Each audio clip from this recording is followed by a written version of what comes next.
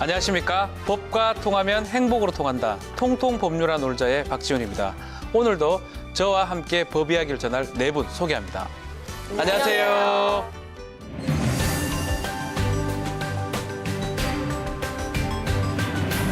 야, 이 독감의 계절이 다가온 것 같습니다. 인플루엔자 유행이 보통 12월부터 1월에 시작돼가지고 그 다음에 4월, 5월까지 가는데 만약 인플루엔자, 감기 예방하려고 그러면 예방접종을 꼭 맞아야 되는데 그렇죠. 65세 이상하고 생후 6개월에서 59개월은 무료 접종입니다. 혹시 그 따님 맞췄습니까? 네, 따님 당연히 맞췄습니다. 네. 저희 딸도 이제 14개월이 돼서 그 겨울에 독감 걸리면 안 되잖아요. 그렇죠. 당연히 맞췄고요. 엄마인 저도 맞췄고 그 아기를 돌봐주신 할머니들까지 모두 맞았어요. 근데 저도 이번에 이제 아이를 처음 독감 예방 주사를 맞추면서 알게 된 사실인데요. 이게 작년에는 제가 작년에 아이를 데리고 병원에 갔었을 때는 그 어린이 인플루엔자 국가 예방 접종 지원 사업 이게 네. 생후 6개월 이상부터 12개월 미만의 그 영아를 상대로 하는 걸 제가 분명히 봤었거든요. 그렇죠. 그런데 제가 이번에 가서 보니까 지난 9월 4일부터는 생후 6개월 이상부터 59개월 이하의 영아뿐만 아니라 유아까지 59개월이면 다 대여섯 살 되는잖아요. 그렇죠. 네. 이런 유아들에게까지 그 대상 연령이 확대가 됐어요. 사실 와. 공짜로 맞는 그 예방 접종인데 이 대상 연령을 확대했다라는 거 이거는 뭐 박수 칠 만한 공짜니까 일이에요. 맞아야 되는 거 아닙니까? 공짜가 아니어도 맞아야 되는데 공짜니까 네, 무조건 네. 맞아요. 기본 거죠. 네. 사실 우리나라 의료비가 막대한 의료비가 들어가는 경우도 있지만 네.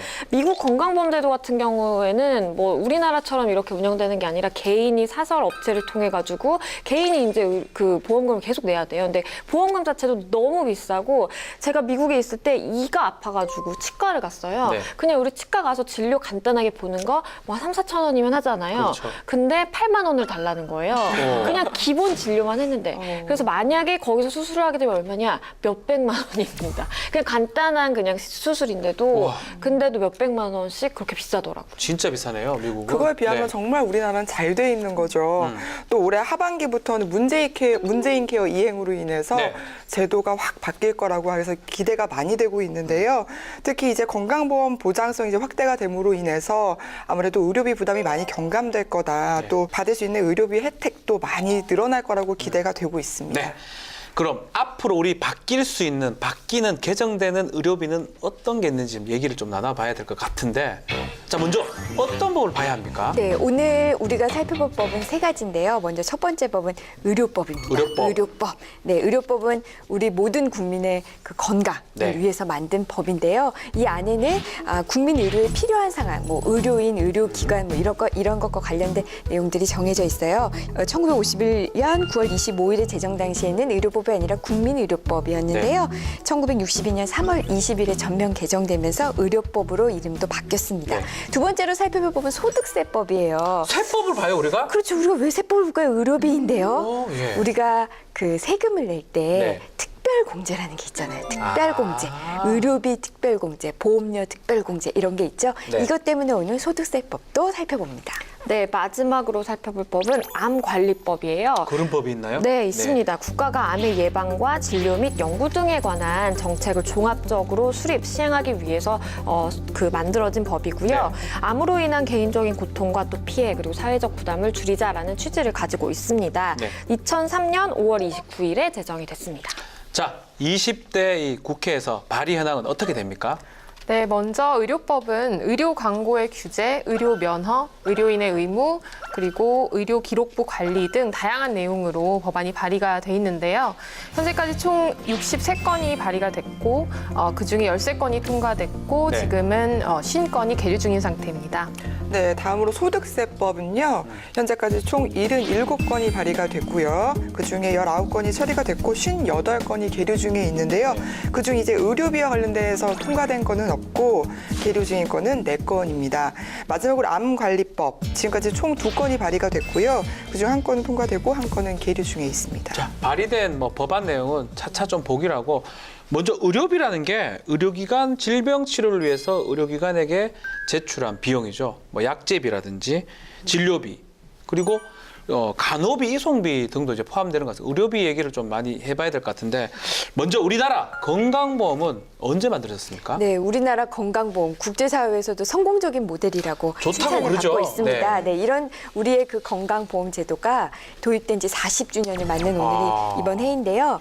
한국 전쟁 이후에 부산에서 사단법인 부산노동병원이라는 데가 출범을 했어요. 여기가 바로 최초의 근대식 의료보험을 시행한 곳입니다. 여기가 1955년 10월에 만들어졌는데요. 이때 한 3만 8천 명 정도의 그 근로자가 이 의료보험을 이용했다고 해요. 이후에 1977년 7월 1일에 네.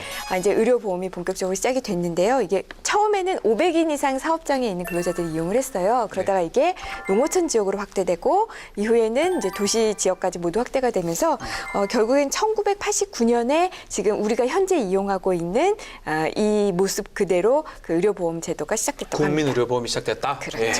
우리나라 국민건강보험 역사가 말씀하신 대로 40년이 됐지만 이제 짧은 역사인데도 불구하고 굉장히 탄탄하게 세계 어느 나라에서도 전례를 찾아보기 힘든 틀을 완성한 게 아닌가 싶습니다. 자랑스럽습니다. 예. 네. 속도도 굉장히 빠르게 발전을 했는데 단순히 속도만 낸 게 아니라 2017년 OECD 헬스 데이터에 따르면 그해 우리나라 국민 1인당 외래 진료를 받는 횟수가 16번 정도래요. 근데 OECD 회원 평균은 7번이거든요. 네. 그러니까 2배 이상 우리나라 사람들이 많이 진료를 받는다라고 볼 수도 있겠고요. 네. 또 환자 1인당 입원 환자의 평균 입원 일수 같은 경우에 16.1일이에요. 근데 OECD 평균 같은 경우에는 또 8.2일이거든요. 그러니까 2배가 또 역시 넘죠. 네. 그래서 일각에서는 이런 통계가 너무 과도하게 조금만 아파도 병원 가는 과도한 진료를 받는 거 아니냐라는 지적도 있기는 한데 저는 뭐 우리나라의 국민 한 사람이고 굉장히 조금만 아파도 병원을 찾는 사람의 한 사람으로서 중증에도 다녀오셨죠? 조금 더 다녀왔습니다. 그래서 저는 굉장히 이제 수준 높은 의료 서비스를 우리가 향유할 수 있는 거 아닌가 굉장히 긍정적으로 봅니다. 맞습니다. 지금 보면 우리 진짜 병원 정말 많고 누구든지 병원 가고 싶으면 금방 갈 수 있죠. 실제로 데이터를 보니까 우리 기대 수명이 OECD 국가가 80.6세인데 우리가 81.1세입니다. 엄청 많이 살죠. 또 영아 그 사망률이 1000명당 2.7명인데 OECD 평균은 3.9명. 그 사망률도 아주 낮기 때문에 우리 의료 수준이 상당히 높다. 근데 이제 우리 임방글 변호사는 병원 자주 갑니까? 최근에 간 적 있습니까? 저는 14개월 딸을 키우고 있다니까요. 요새 한참 그 예방접종 맞을 때라 네. 거의 뭐 수시로 갑니다. 거의 단거리예요. 가서 이름을 말할 필요도 없어요. 가면 땡땡이 왔구나. 너무 많이 가니까. 네, 거의 단거리라서 자주 가는 편이죠. 어디 병원 최근에 간 적 있습니까? 건강검진 받으러 갔던 기억이 있습니다. 예, 저도 사실은 잘 치료는 안 받으러 안 가는데 건강검진 받으러 가는 저도 기억들이 건강검진 있어요. 병원 이용은 방금 다녀오신 이분께 여쭤보셔야 돼요. 저는요, 그러니까 주기적으로 일단 도수 치료를 받습니다. 도수 치료 아시죠? 그리고 주기적으로 조금 피곤하고 감기가 걸릴 것 같다. 그러면 이제 링거도 받습니다. 이거 가행인데 이 사람 가행이에요 그리고 이거는. 독감 예방 접종 당연히 합니다. 그래서 건강 염려증. 건강 염려증이라기보다는 그냥 이거 미리미리 예방한다. 약간 이렇게 믿고 있습니다. 네.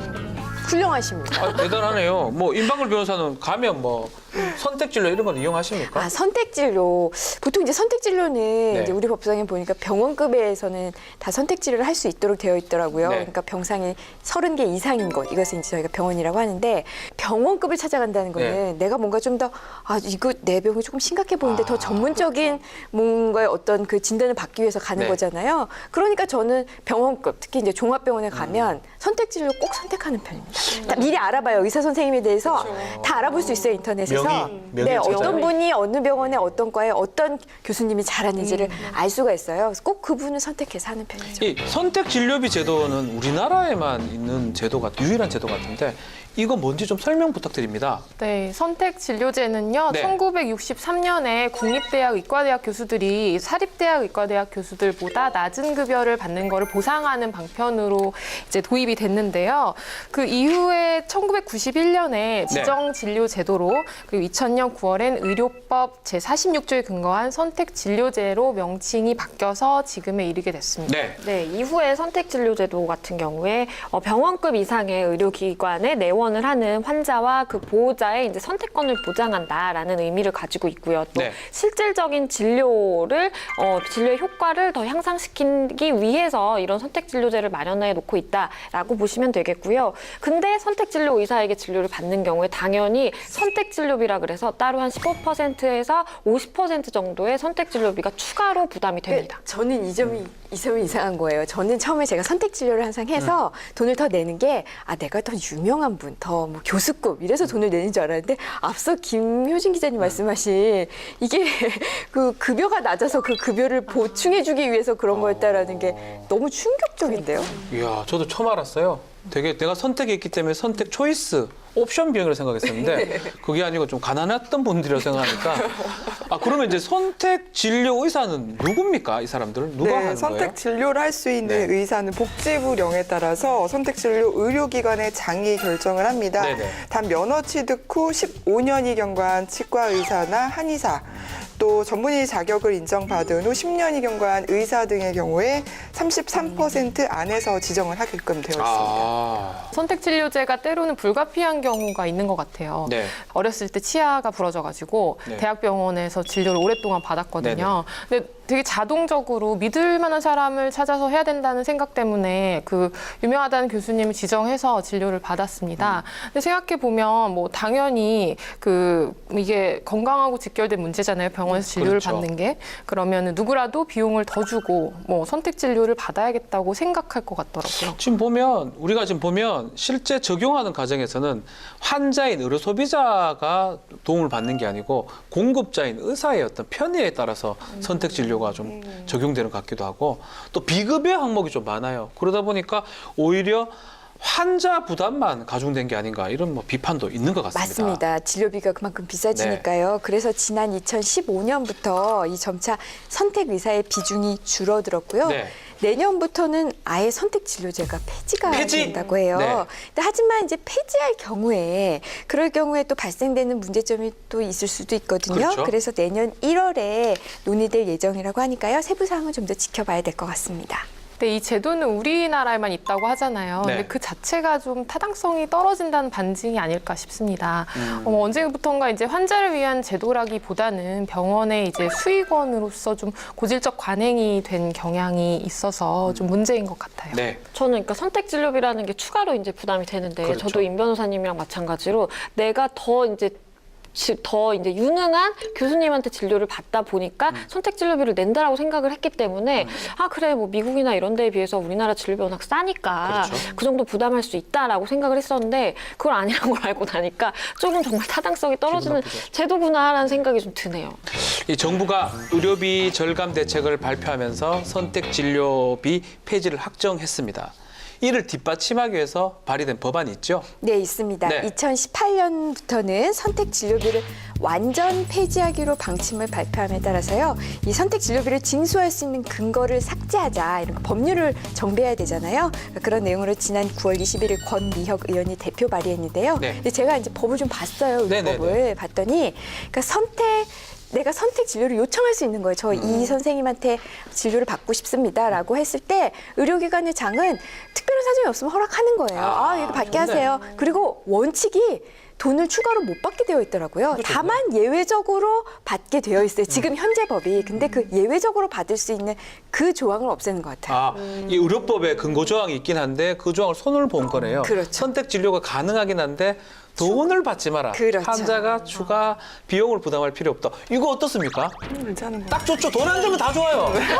딱 좋지 않습니까? 그럼요, 좋죠. 근데 남편이 의사잖아요. 저희 남편은 네. 이 선택 진료를 하는 병원급 의사가 저희는 그냥 작은 의원급이에요. 그렇군요. 선택할 의사가 우리 남편밖에 없어요. 혼자밖에 없겠네요. 네. 네. 근데 저는 이 선택 진료제 네. 폐지하는 것 때문에 우려되는 부분이 좀 있는데 네네. 특히 지금 이제 상급 병원에서 진료를 받고 있는 분들이 좀 걱정이 돼요. 네. 이 선택 진료가 폐지가 되면은 너도 나도 정말 상급 병원에 가서 진료를 받고자 할 거 아니에요. 같은 가격이라면 좀 더 좀 최첨단 장비가 있고 좀 더 좋은 교수진이 있는 병원에서 진료를 받고 싶을 텐데 그럼 한쪽으로 몰리는 환자들을 다 어떻게 감당할 것이냐. 이 부분에 대한 좀 고민도 필요해 보이거든요. 맞아요. 아직 그 선택진료제 폐지에 대해서 세부 내용이 정해지지가 않았잖아요. 네. 그러다 보니까 정작 그 당사자, 환자들은 그 걱정을 하고 있는 거예요. 앞으로 또 어떤 문제가 발생할 것인가라고 해서. 그래서 사실은 이제 뭐 아까 선택진료제 폐지를 반기는 측, 뭐 이거는 불합리한 비용이니까 없애야 된다라고 하는 측도 있지만 물론 그 반대에서 내가 직접 원해서 더 나은 진료를 받으면서 내가 부담을 하겠다고 하는데 이게 무슨 문제냐라고 굉장히 여론이 팽팽합니다. 그래서 저는 긍정적 측면을 많이 보고 싶습니다. 긍정적 측면. 일단은 돈이 많이 의료비가 줄어든다는 거잖아요. 자, 통계를 보니까 연간 선택 진료로 인해서 5천억 원 정도를 더 그렇게 부담한다는데 많이 써요? 만약 폐지를 한다면 5천억 원이 주는 거니까 그러네요. 일단은 좋아 보이는데요. 맞습니다. 네. 근데 이에 따른 부작용도 만만치 않죠. 아까 양 기자님께서 말씀하신 것처럼 이제 모든 환자들이 상급 종합병원으로 몰리게 되면은 이제 대기 시간도 길어지고요. 그렇죠. 또 거기서만 진료를 받을 수 있는 중증 질환 환자들의 경우는 또 어떻게 진료를 받는 거에서 좀 밀려날 수도 있고 그런 문제가 있잖아요. 네. 그래서 폐지도 좋지만 좀 부작용을 최소화할 수 있는 방법을 모색해서 제도를 정비해야 될 것 같습니다. 엉뚱한 생각일 수도 있는데 그렇게 막 모이면 정말 간단한 병으로 그 병원을 가셨던 네. 분들이 야, 여기는 올 때가 못 되는구나. 그냥 가까운 병원을 가자. 동네 병원을 가자. 이러면서 오히려 더 걸러지지 않을까. 전시에 하는. 넣으라는 거예요, 환자들. 아닙니다. 자기 남편 의사라고 참. 네. 네. 하여튼 의료비 문제가 중요한 내용이긴 한데요. 의료비 얘기가 지금 계속 하고 있는데 지금 100세 시대잖아요. 100세 시대다 보니까 이런 얘기를 한다 그래요.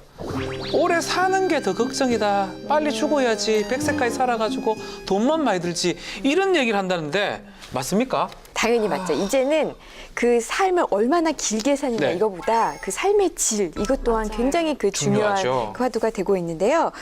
그도 그럴 것이 우리나라 지금 현재 국민의 기대 수명이 81세인데 81세. 앞으로 더 늘어나겠죠. 지금 네. 의료 기술은 계속 발전하니까. 근데 81세까지 살 경우에 네. 암에 걸릴 확률이 전 깜짝 놀랐어요. 무려 36.6%래요. 그러니까 3명 중에 1명은 81세까지 살 때 암에 걸린다는 거예요.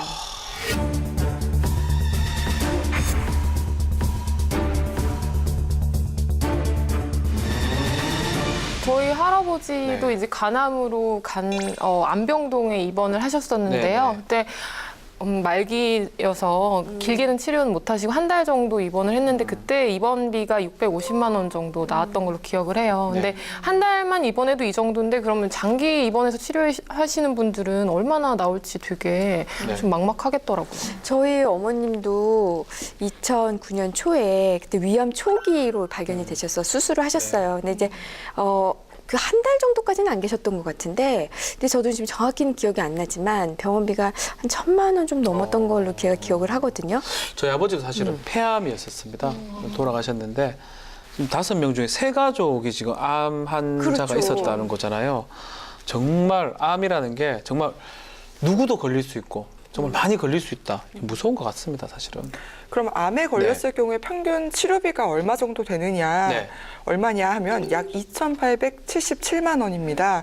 이것도 사실 높은 금액인데요. 근데 사실 치료비가 이 낮은 경우도 있잖아요. 네. 그것까지 다 합해서 계산을 했기 때문에 평균을 낸 금액이기 때문에 실제로는 더 높을 것으로 추정이 되는 것입니다. 그 예측이 정말 맞는 게 국립암센터 자료에 따르면요. 지난 2016년에 암 중에서 가장 사망률이 높았던 폐암, 간암, 대장암 치료비를 보면 각각 4,657만 원, 네. 6,622만 원, 2,352만 원이에요. 그러니까 우리가 요새 뭐 암도 요새는 치료할 수 있다라고 하잖아요. 네. 그래서 생존율과 완치율은 실제로 높아지기는 했지만 그런 경제적인 부담, 치료비 부담은 그대로라고 볼 수가 있겠고요. 그러다 보니까 이제 어르신들이 하는 말 중에 정말 병보다 내가 치료비가 더 무섭다라는 얘기가 나오는 것 같아요. 치료비가 상당히 많이 나오는 상황인데요. 실제로 실제로 국민건강보험공단하고 건강보험심사평가원이 공동 발간한 2016년도 건강보험 통계 연보에 따르면 암으로 진료를 받은 환자가 143만 5천 명입니다. 전년도는 135만 명이니까 6.6%가 증가했고요. 또 암 환자가 쓴 진료비를 좀 보니까 5조 9,247억 원인데 2015년도가 5조 1,743억입니다. 14.5%가 증가한 겁니다. 정말 암 환자도 많이 증가하고 치료비도 많이 증가하기 때문에 이러다 보니까 메디컬 푸어라는 말이 나오는 것 같아요. 네, 메디컬 푸어란 아파도 병원에 갈 수가 없고요. 약을 먹을 네? 수도 없고 또 이제 진료비를 마련하기 위해서 뭐 집을 팔거나 사채를 써야 하는 그런 이제 빈민층을 이제 신빈민층이 되겠죠. 이런 걸 뜻하는데요.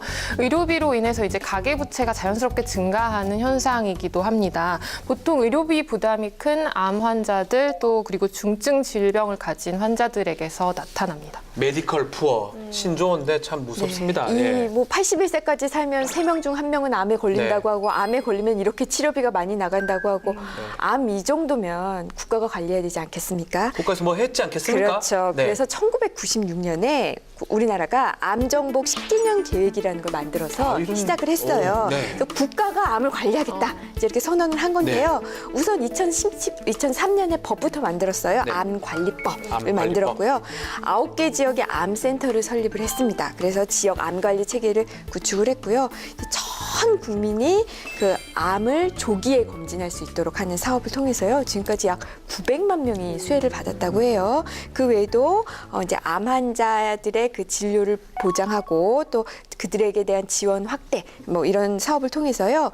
이 암 진단 및 치료 보장을 80%까지 높였다고 합니다. 네, 또 암 환자 의료비 지원 사업이랑요, 재난적 의료비 지원 사업을 통해서 의료비 이제 가계비, 의료비로 인한 가계비 경감을 네. 이제 유도를 했는데요. 그 외에도 암 환자와 그 가족이 암으로 인해서 이제 생계 유지가 어려울 수 있고 당장 생활비가 부족할 수도 있고 여러 가지 문제가 또 발생할 수 있잖아요. 긴급복지 지원, 기초생활 보장 지원, 사회복지사의 생활 지원 같은 것들을 통해서 생계비나 의료비 등을 지원받을 수 있게끔 했습니다. 야, 좀 좋은 제도가 많은 것 같은데 저는 좀 눈길이 가는 게 저도 아마 이게 혜택을 받은 걸로 생각이 드는데 암을 미리 검진을 한다. 네. 이 병원 초기의 발견이 가장 중요하지 않습니까? 그렇죠. 그렇기 때문에 사실은 가장 이제 국가 암 검진 사업이 그 효과를 많이 보고 있다라고도 네. 볼 수 있겠어요. 이게 국민 사망 원인 1위잖아요, 암이. 근데 이 암을 조기에 발견해서 치료를 유도하고 그렇죠. 그래서 결국에는 암의 치료를 높이고 또 암으로 인한 사망을 줄이자라는 것이고요. 네. 암 검진 시설 및 의료진을 갖춘 전국 병원에서 이렇게 조기 암 진단을 받아볼 수가 있는데요. 특정 연령이 됐을 때 이제 받을 수가 있는 거고요. 그럼 내가 대상자인가 여부는 어떻게 확인을 하냐면 개개인에게 우편으로 이제 발송되는 옵니다. 예. 네, 안내문이 오고요. 아니면 국민건강보험공단 홈페이지에 들어가시면 확인할 수 있다고 합니다. 저는 좀 기억이 나요. 제가 40살, 40살이 지나니까 아마 건강검진을 받으러 가니까 암 환자 대상이다. 그래서 위암하고 아마 간암 검진을 받은 걸로 보이고요. 50살 정도 지나면 또 대장암 검사를 계속 받는다 그럽니다. 그래서 뭐 간 김에 검사도 해주고 글쎄요 뭐 좋은 게 아닌가. 그래서 그 이후로는 뭐 한 2년, 3년에 한 번씩 대장 내시경이나 위 내시경 같은 거를 받는 것 같은데 혹시 이 공짜 하나 받아보셨어요? 저희는 나이가 아직 안 돼서. 좋겠습니다. 받아보겠습니다. 네. 임방글 변호사 비슷하자. 미안합니다. 네. 저도 어립니다. 어디입니까? 네. 아직 하여튼 나이가 생애 전환기라 그러거든요. 40살 될 때 이제 한번 받을 수가 있고 또 일정 나이가 되면 또 이 무료로 암 검진을 받을 수가 있습니다.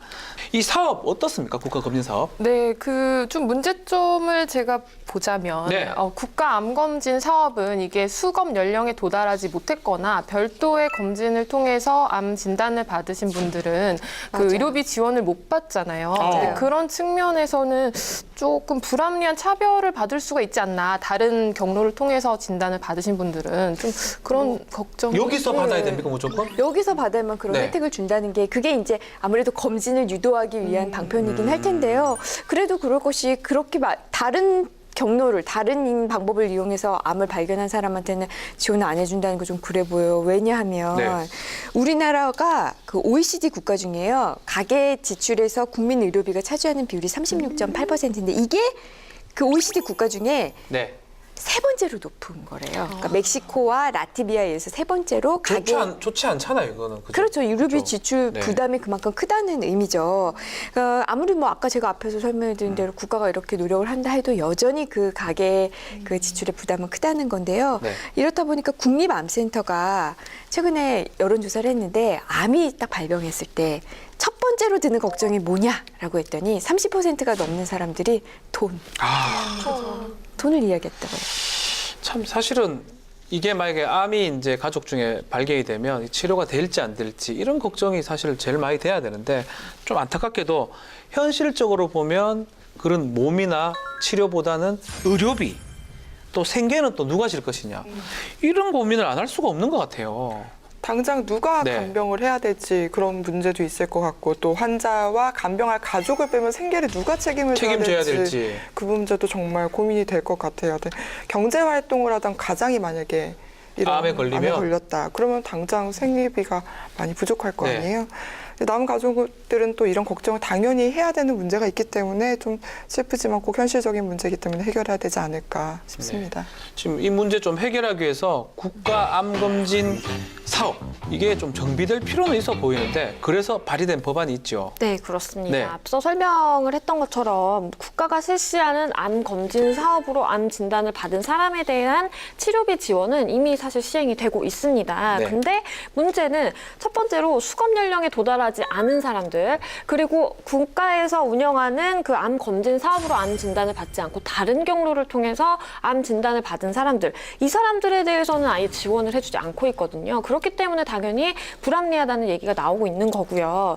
그래서 건강보험 가입자와 피부양자인 암 환자가 국가 암 검진 사업을 통해서 암 진단을 받지 않은 경우에도 소득이나 재산이 일정 기준 이하라는 그 조건을 충족을 하면 암 치료비를 지원받을 수 있도록 하는 그 내용이 발의가 됐고요. 작년 11월 8일에 양승조 의원이 대표를 발의한 내용입니다. 아니 이건 좋네요. 굳이 뭐 거기 나이에 맞게 아니면 어떤 뭐 그 암검진 사업 아니라도 어떤 소득 이상 이하면 받을 수 있다. 괜찮은 것 같은데요? 네, 현재 정부가 암 환자에 대해서 암관리법과 암 환자에 대한 의료비 지원 기준 등에 관한 고시를 근거로 네. 국민건강증진기금에서 치료비를 지원하고 있는데요. 그 네네. 내용을 보면 만 18세 미만 소아암 환자의 경우에는 의료급여 수급권자와 그다음에 일정한 소득 그 이하의 건강보험 가입자에 대해서 백혈병의 경우에는 3천만 원, 3천만 원? 그리고 백혈병 이외의 병에 대해서는 2천만 원 이하의 범위에서 지원하고 있고요. 예. 성인암 환자 같은 경우에는 의료급여 수급권자, 이분들은 모든 암에 대해서 연속으로 최대 3년간 급여와 비급여 본인 부담금 일부를 지원해주고 네. 있고요. 폐암 환자 그리고 국가 암검진 사업을 통해서 암으로 진단받은 사람에 대해서는 연속 최대 3년간 급여의 그 본인 부담금 일부를 지원하고 있다고 합니다. 네. 만약 우리가 앞에서 얘기한 그 발의안이 통과된다면 어느 곳에서 검진 받더라도 이러한 지원을 받을 수 있겠죠. 네, 지금 규정은 좀 보편타당하지 않다는 점이 좀 문제가 되죠. 네. 그 치료비 지원이라는 거는 생명과 직결된 문제기도 하잖아요. 그래서 이 발의된 법안들이 꼭 좀 통과됐으면 좋겠습니다. 교련한 의지가 지금 보이는 것 같습니다. 네. 저도 좀 통과되는 게 맞는 게 아닌가. 언제 암 검진을 받고 어디서 어떤 걸 통해서 받았냐에 따라서 누구는 되고 누구는 안 되고 이건 뭔가 좀 이런 예가 좀 되지 이상한 것 않을까요? 같아요.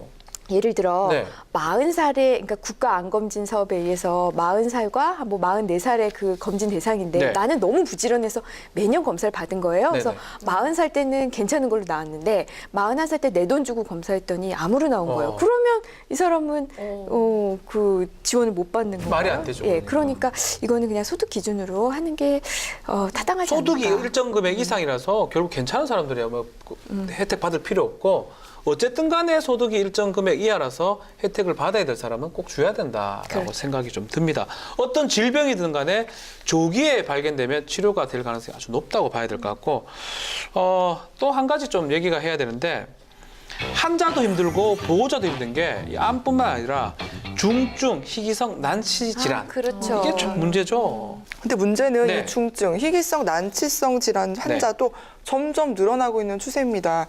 이 건강보험 심사평가원의 희난치성 질환 진료 현황에 따르면요. 네.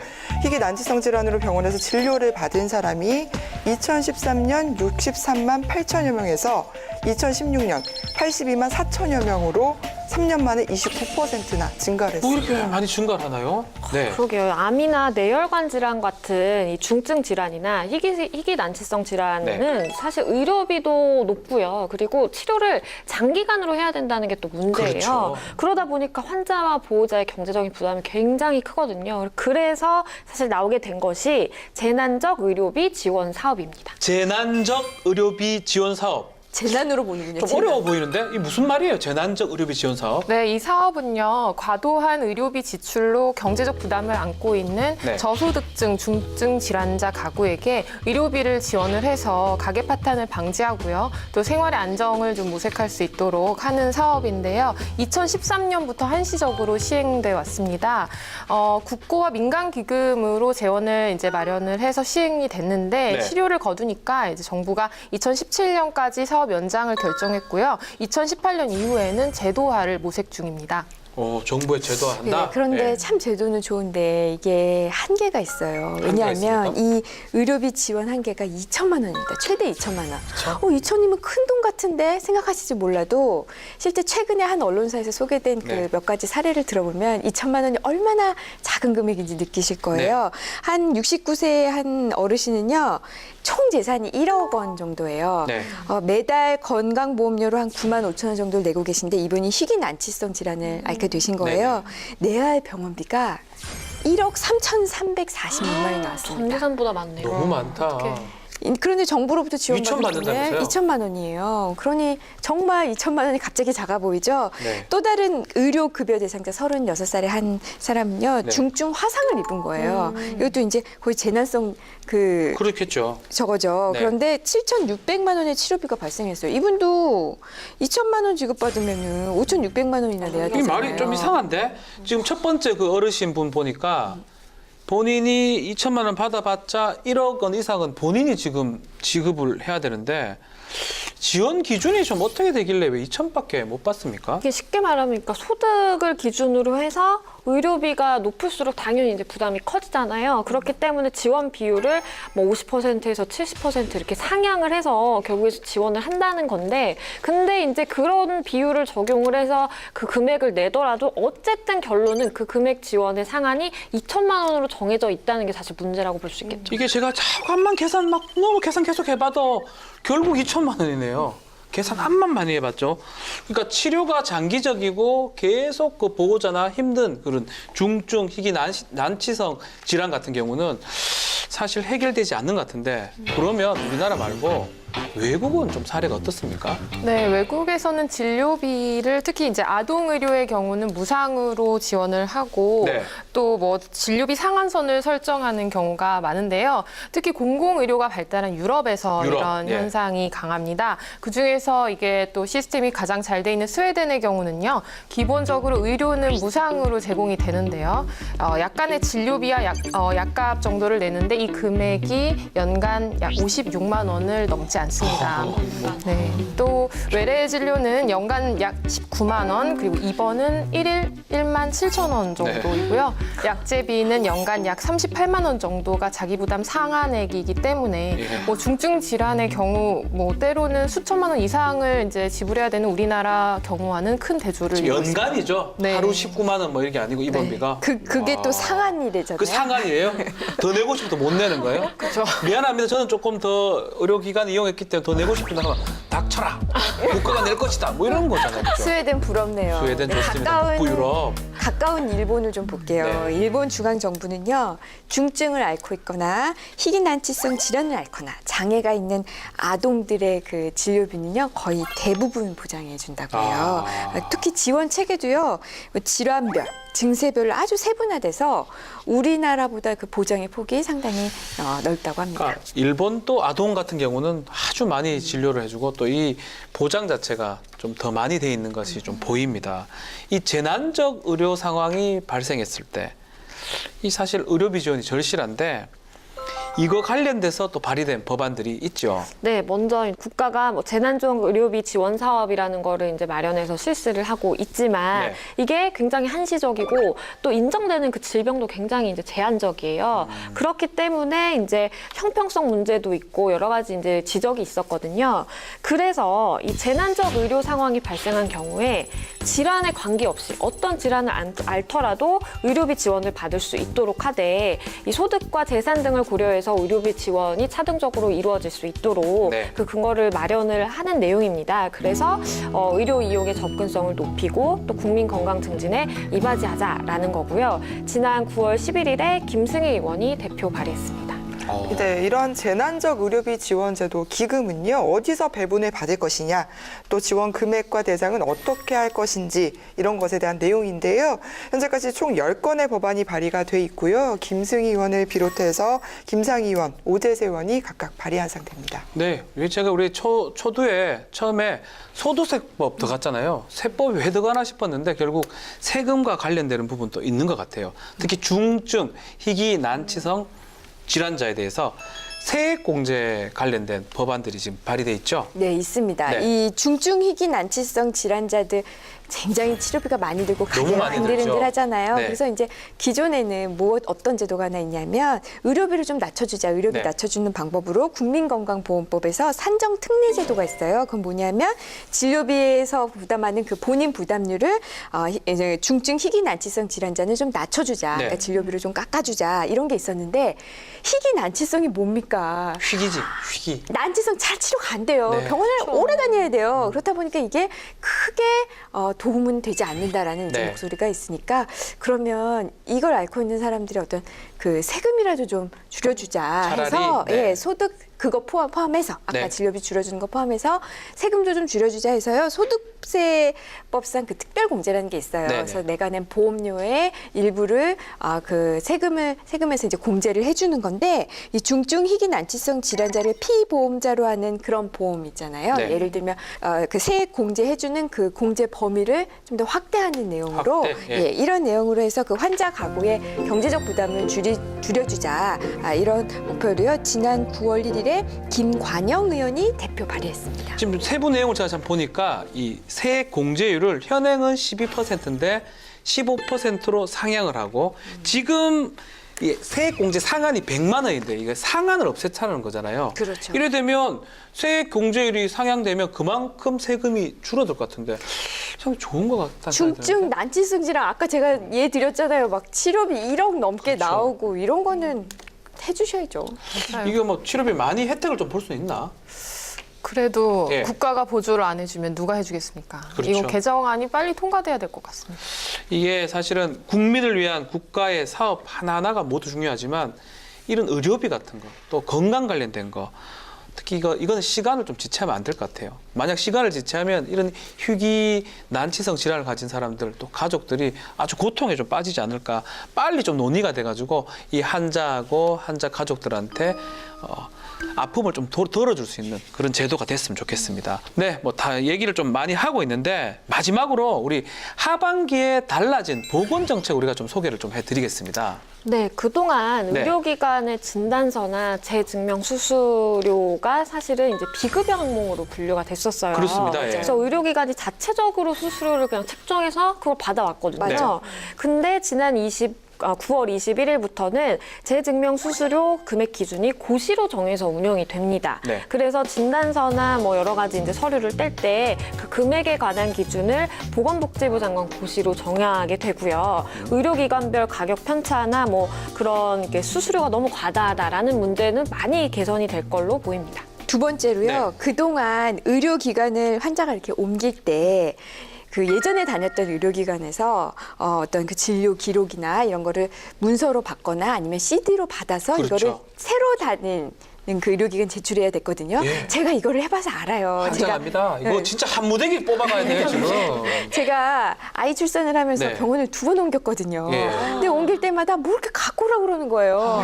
그래서 그게 좀 귀찮았는데 그런데요. 예. 지난 6월 21일부터는 환자가 원하면 저기요 죄송한데 제가 이번에 이쪽 병원으로 옮길 거거든요. 제 자료 좀 일로 우와. 전자로 전송해 주세요 하면은 내가 요청을 하면은 내가 다니던 병원에서 내가 다음에 다닐 병원으로 그 나의 그 진료 기록을 전자로 이렇게 전송을 해줄 수 있게 됐다고 합니다. 너무 당연한 건데 이게. 그러니까요. 그렇게 쉬운 게 쉬운 있는데 건데. 왜 우리를 이렇게 고생시켰지? 아니 그걸 한 목에 들고 이렇게 메고가 댕겨요. 메고 CD를 메고 댕겨요. 그냥 띡띡 버튼만 하나 누르면 다 가는 거 아닌가 이거?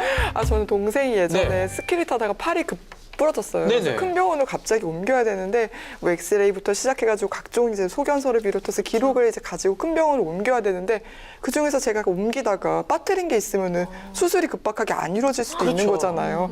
그러니까 굉장히 좀 불안하기도 하고 불편하더라고요. 어떤 경우 새로 찍어야 돼요. 그러니까요. 없어서 잃어버리고 너무 이러면. 좋은 것 같아요, 이거는 정말. 이야 이거 진작 이랬어야 되는데 왜 이제 이런지는 그러니까요. 모르겠네. 저도 그 이 필요성을 엄청 네. 진짜 절실히 느꼈던 사람 중에 한 명인데 아까 제가 대학병원에서 치아 치료를 좀 오래 했다고 했잖아요. 치아가 많이 안 좋은가 봐요. 아니 넘어져서 네네.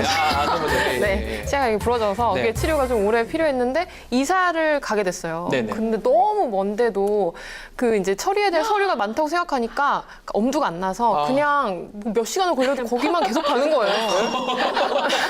근데 제가 좀 약간 융통성이 없는 건지 그래서 이렇게 못 살겠다 이러면서 좀 막 안 가게 되고 막 이런 게 치과가 있었거든요. 전국에 하나밖에 없나요? 네네. 좀 이게 대학병원이고 이래가지고 근데 이게 제도가 시행된 줄 몰랐는데 이게 이런 게 있다고 생각하니까 너무 자유를 얻은 기분이랄까요? 병원의 선택권이 많이 넓어지는 것 같은 느낌도 들긴 그러니까요. 한데요. 말씀하신 것처럼 도입이 돼서 만약에 운영이 되면 엄청 편리해지는 거잖아요. 그렇죠. 근데 이제 우리가 한 가지 이제 걱정을 해야 되는 부분이 이게 굉장히 민감한 의료 기록이잖아요. 아. 그렇기 때문에 이거를 이제 공유한다든가 그럴 때 좀 뭔가 보안도 철저히 해야 되고 그것도 우리나라 필요하네요. 워낙 그것도 뭐 유출되는 게 필요하네요. 많잖아요. 네. 그러니까 그런 좀 시스템이 좀 완비됐으면. 이것도 중국에 내 기록 가 있으면 안 되는 거 아니에요? 그러니까 좀 산둥성에 내 기록이 지금 있다면 말이 안 되는 것 같긴 합니다. 예. 그것도 사실 중요한 거는 그렇게 편리하게 되지만 보안이라든지 이런 철저히 것도 해야 철저히 돼야 되지 않을까 네. 생각이 좀 듭니다. 그렇습니다. 세 번째 좀 알려주세요. 세 번째는 제가 알려드리겠습니다. 아, 왜요? 네, 임신한 사람이 임신은 여기인데 예. 임신 상태에서 이제 신청을 했을 때만 임신 출산 치료비를 이제 지원을 받을 수가 있었습니다. 네. 진료비를 지원을 받았었는데 지난 9월부터 바뀌었는데요. 임신 상태가 종료가 됐더라도 60일이 경과하지만 않으면 이제 출산이나 유산 등의 경우에도 신청해서 지원이 가능하게 됐습니다. 아. 지원 금액은요. 단태아의 경우에 50만 원, 다태아의 경우에는 90만 원입니다. 다태아라는 거는 이제 쌍둥이. 네. 그리고 이제 굉장히 이제 정부가 적극적으로 미는 것 중에 하나가 출산율, 저조한 출산율이 문제라고 계속 하잖아요. 근데 네. 이렇게 임산부들을 위해서 진료 의료비 시스템이 잘 이렇게 마련이 된다고 하면 출산율이 늘어나는데 아무래도 조금은 도움이 되지 않을까. 아이, 저는 돈 좀 더 지원했으면 싶어요. 뭐 돈 맞아요. 진짜 다태하면 한 네 쌍둥이면 한 1,000만 원 정도 그냥 깔끔하게 좀 했으면 하는 그런 마음이 좀 듭니다. 근데 이제 그거는 그렇고 지난 6월에 대형 치과 그 병원이 돌연 폐업을 했습니다. 치과 같은 경우는 지금 우리 김 기자도 그렇지만 그래도 진료 받던 곳에 가는 경우가 많아요. 뭐 교정 치료라든지 이런 게 있기 때문에. 네. 그래서 환자들이 완전히 그때 완전히 문제가 생겼죠. 이걸 막아줄 법안이 생겼다면서요. 네, 맞습니다. 네. 그 건강보험 심사평가원의 자료에 따르면요. 최근 3년간 의료기관 종별 폐업 현황을 좀 살펴보면은 2013년에 3,449개소, 2014년에 2,977개소, 네. 2015년에는 3,047개소가 폐업을 했습니다. 그런데 이런 폐업의 문제가 뭐냐 하면 말씀하신 것처럼 이제 고액의 의료비를 먼저 지불을 했는데 이제 갑작스러운 폐업을 하게 되면은 이걸 치료도 못 받고 돈만 떼이는 환자들이 이제 생겨나는 거죠. 그렇죠. 지금 목티 병원이 너무 많아가지고 피해가 정말 막대했다고 하더라고요. 그러니까 치료비를 먼저 내놨는데 그 치료비를 먹고 튀었다는 먹튀 표현하잖아요. 네. 그 사실은 만약 의료기관이 휴업이나 폐업을 하면 환자들은 이거 방법이 없죠. 네, 맞습니다.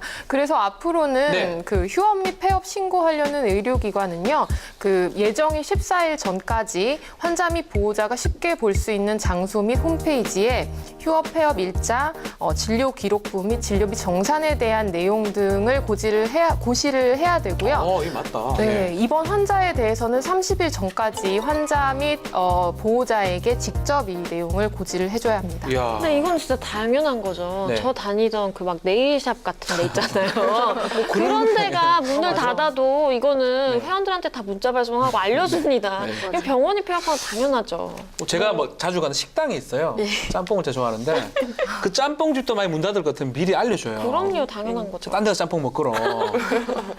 물론 이렇게 네. 미리 알려주면 피해가 좀 줄긴 하긴 하겠죠. 네네. 하지만 14일은 너무 짧은 거 아닌가요? 왜냐하면 네. 자기가 다음에 그 병원을 이전하거나 뭐 할 계획을 다 세우고 문을 닫아요. 그럼 그거 준비하는데 최소한 몇 달은 걸릴 거 아니에요. 그럼 본인이 폐업을 언제 할지는 이미 몇 달 전에 최소한 결정이 될 텐데 미리 알려줘야 되는 거 아닌가? 이거보다 더 빨리? 최소한 한 달 이상은 돼야 되지 않을까 싶어요. 그래도 고지가 된다는 거 그렇죠. 자체만으로 좀 피해 사례가 줄 수는 있을 것 같아요. 근데 사실 또 이 조항에 대해서 의무를 이행을 하지를 않으면 이게 또 방법이 없잖아요. 네. 그래서 이렇게 하지 않는 의료기관들에 대해서는 좀 처벌을 강화하는. 그 자리에 있는 사람들은 처벌을 되게 좋아해요. 되게 그 처벌을 되게 강조를 많이 하더라고요. 이 자세한 내용은 보건복지부 홈페이지나 블로그에서 확인이 가능합니다. 꼭 살펴보시고 또 부처에서 좀 잘 감독을 해줘야 되지 않을까 생각이 듭니다. 오늘 우리 의료비 관련된 또 의료법에 대해서 얘기를 좀 나눠봤는데 혹시 추가됐으면 좋은 의견 있습니까? 저는 네. 앞에 얘기했던 스웨덴이 참 부럽네요. 얼른 우리나라도 더 부강한 나라가 돼서 그렇게 아니 북부 유럽 얘기를 많이 하잖아요. 스웨덴, 뭐 핀란드, 노르웨이 상당히 뭐 상상을 초월합니다. 저는 그 부분도 네. 충격이었어요. 우리나라 의료 무료보험비가 엄청 강화돼 있다고 네. 의료보험이 잘 돼 있다고 했는데도 의료비 부담이 3위라고 하잖아요. 네. 아직까지도 의료비 부담률이 높으니까 나라에서 아직까지 할 일들이 많은 것 같습니다. 그래도 미국 보면 조금 우리 낫지 않을까.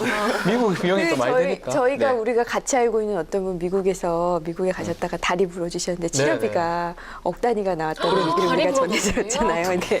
하여튼 뭐 의료비 내 얘기를 좀 해봤는데 하여튼 정말 제도를 좀 더 정비를 해가지고 이 모든 국민들이 잘 살 수 있는 그런 나라가 됐으면 좋겠습니다.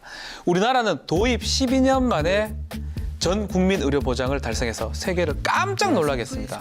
앞으로는 구체적인 지원 방안을 통해서 국민의 아픔을 치료하는 것이 다음 과제가 아닐까요? 누구나 병원비 걱정 없이 의료 서비스를 누리기를 바라면서 그럼 다음에도 행복으로 통하는 법 이야기를 가지고 돌아오겠습니다. 감사합니다.